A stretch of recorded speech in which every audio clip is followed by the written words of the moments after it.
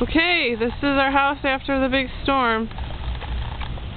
A really huge tree fell in our yard.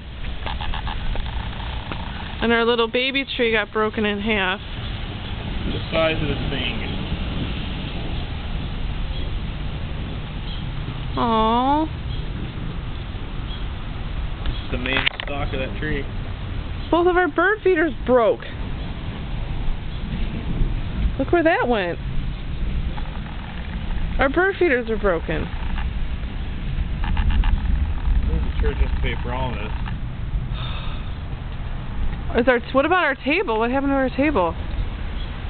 You can get us to buy us a new one. The glass isn't broken, but I would have to assume something's bent in there. I mean, like I just lifted up. That's a heavy piece. Oh my gosh. It's insane.